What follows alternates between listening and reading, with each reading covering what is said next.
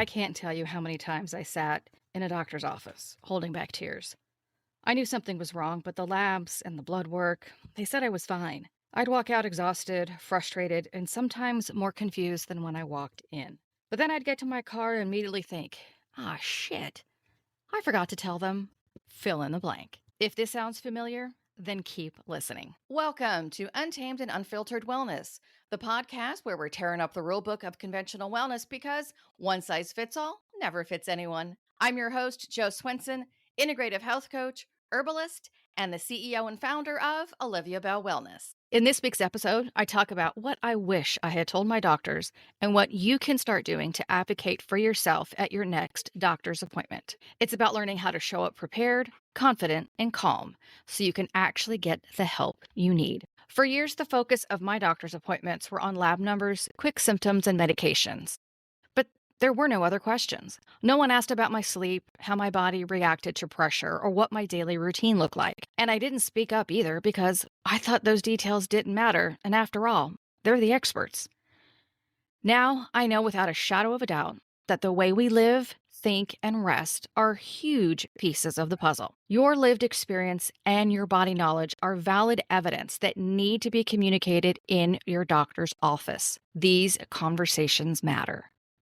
In the United States, the average appointment with your primary care doctor lasts 15 minutes, and 1 in 3 women report feeling dismissed by their provider. You live in your body every day, and that makes you the data source and the expert. Most doctors are trained to treat your symptoms, not connect stress, sleep, and lifestyle patterns. Let's talk about the stress that starts before you even walk in the doctor's office. It's important you understand the impact it has on the outcome. The night before, tossing and turning, rehearsing what you'll say so you don't forget anything. Then you finally sit in that tiny waiting room, your pulse climbs, your thoughts scatter, and the words you practice slowly begin to vanish. During the visit, your heart rate spikes, you forget half of what you had planned to say. White coat syndrome? Yep, that's a thing. After the visit, you're frustrated, replaying the conversation, wondering if you should have said more. Here's the thing. Stress and poor sleep blunt our memory and communication skills, the exact things we need to advocate effectively for ourselves in the doctor's office. Because you're stressed before you walk into the office, your nervous system reads that environment as unsafe, so it shuts down your ability to think clearly. This is why self-advocacy isn't just about speaking up. It's about ensuring you get the answers you need when you know your nervous system is going into protection mode. There are a lot of things I wish I had told my doctors. Around 2008 or so, I was visiting my gastroenterologist. Now, I had been suffering for quite some time with a lot of gut issues, and I was trying to figure out what was going on. So as I sat in the office going over the results of my latest colonoscopy, the physician's assistant looked at me square in the face and said, "You need to go on medication." And I said, "No, I don't want to go on meds. There has to be another way." And she says, "Well, there isn't. Either you take these medications or just deal with it and just accept it." That was the moment I said, enough, and changed the way I approached doctor's visits. Around 2012, we got a new primary care doctor at our wellness center. I told him right off the bat, if he was just going to prescribe medications to me as a solution to any of my problems, I was out. He said, "No, that's not how I operate." Thank the Lord.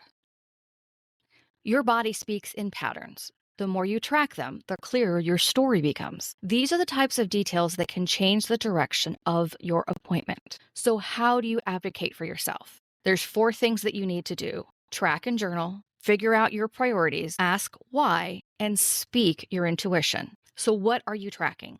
Well, you're going to track your symptoms.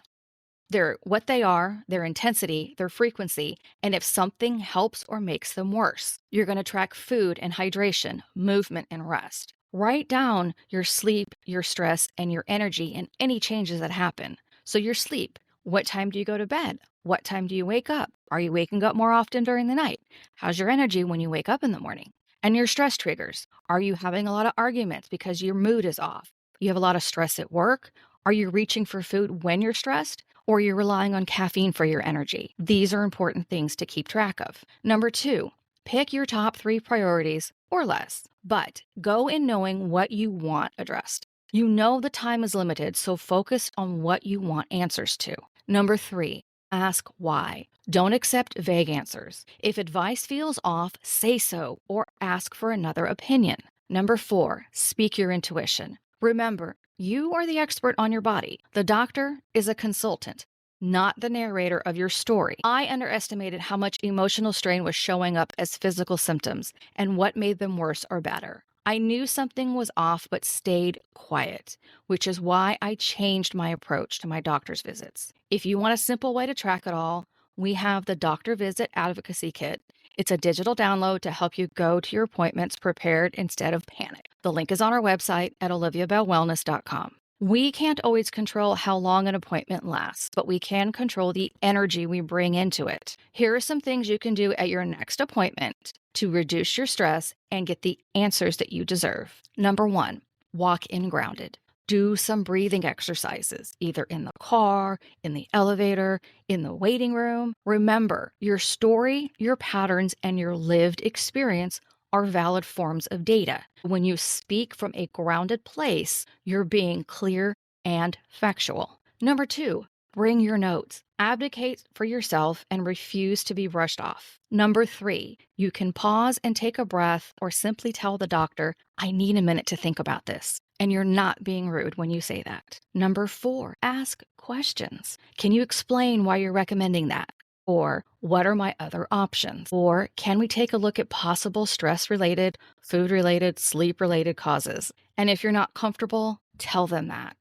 Ask them if you can explore something different. But if you don't feel heard, you can request another doctor or a second opinion. Seek alternative health sources. If you need help connecting the dots between stress, sleep, and symptoms, that's where holistic practitioners like me come in. This is your body. You get to choose the course of your care. You deserve to be heard. You deserve a doctor who listens.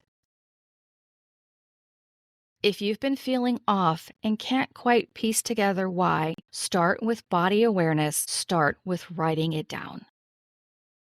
If this episode resonated with you, share it with somebody who needs a reminder that their voice matters too. And if you're interested in the Doctor Visit Advocacy Kit, head over to our website, oliviabellwellness.com, to get the digital down. I hope you find some time today for some peace, some plants, and some paws. Thank you so much for listening to Untamed and Unfiltered Wellness.